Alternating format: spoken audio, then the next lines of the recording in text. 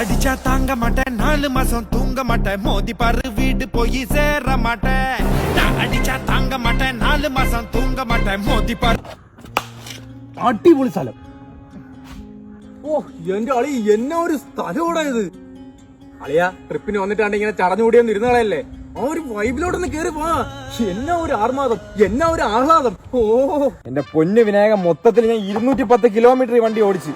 ഒരടി ഇനി ഇവിടെ നനങ്ങൂല ഈ വണ്ടി. വാശി പിടിക്കല്ലേ അല്ല, ഒരു 85 കിലോമീറ്ററോടെ നീ ഈ വണ്ടി ഓടിച്ചു കഴിഞ്ഞാൽ നമ്മൾ നമ്മുടെ സ്ഥലത്തെത്തും. അവിടെ ചെന്നിട്ട് നമുക്കൊന്ന് ആഹ്ലാദിക്കണ്ടേ. വിനായക, ഇത് ഒറ്റയ്ക്ക് ഓടിച്ച എന്റെ കിണ്ടി ഇളവി. ഇനി ഇളവ ഒന്നും ബാക്കിയില്ല. നിനക്ക് അതിന്റെ എന്തെങ്കിലും ക്ഷീണമുണ്ടോ നിന്റെ മുഖത്ത്?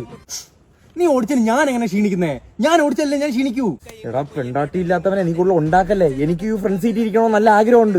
എന്റെ അളി, അല്ലെങ്കിൽ നീ ഫ്രണ്ട് സീറ്റിലല്ലേ ഇരുന്ന് ഓടിക്കുന്നേ. ഇതിൽ നിന്ന് ഇനി ഫ്രണ്ട് വേണോ? ഒരു കസേര കെട്ടി ഇരുത്തട്ടെ ഫ്രണ്ടില്. വണ്ടി ഇട് ആർക്കാടാ കസേര? നിന്റെ മറ്റുള്ള കയറ്റിക്കൊണ്ട് പോടാ. നിനക്ക് ഇങ്ങനെ റീൽസും കണ്ട ഫ്രണ്ട് സീറ്റിൽ ചന്തി വെച്ചിരുന്നാ മതിയല്ലേ. ഞാൻ എത്ര കിലോമീറ്റർ ഓടിച്ചാണ് ഇവിടം വരെ വന്നതെന്നറിയോ? നിനക്ക് അതിനെ കുറിച്ച് വല്ല ചിന്തയുണ്ടാ? എനിക്ക് വണ്ടി ഓടിക്കാൻ അറിഞ്ഞോടത്തണ്ടല്ലേ അളിയാ. ഞാൻ ഒരു കാര്യം ചോദിച്ചോട്ടെ വിനായകെ, നീ കല്യാണം കഴിഞ്ഞ് നിന്റെ പെണ്ണുമായിട്ട് പോകുമ്പോ നീ എന്നെ വിളിച്ചോണ്ട് പോകും? പിന്നെ പോവാതെ? അതല്ലേ എന്റെ പ്ലാൻ. നിന്നെ കൊണ്ട് ഞാൻ എവിടെ പോയിരിക്കുന്നതാ, എവിടെയൊക്കെ പോയിരിക്കുന്ന ഞാൻ. എനിക്ക് റെസ്റ്റ് ഒക്കെ വേണ്ടേ? ഇടയ്ക്ക് കൂടെ നീ കൂടെ അപ്പുറത്തിരുന്ന് ഓടിച്ചാലേ ഞാനും കൂടെ റെസ്റ്റ് എടുക്കത്തുള്ളൂ. വണ്ടി ഓടിക്കാൻ അറിഞ്ഞോടത്തണ്ടല്ലേ അളിയാ. നീ റെസ്റ്റ് എടുത്തോ, എവിടെയെങ്കിലും ഒതുക്കിയിട്ടിടുന്ന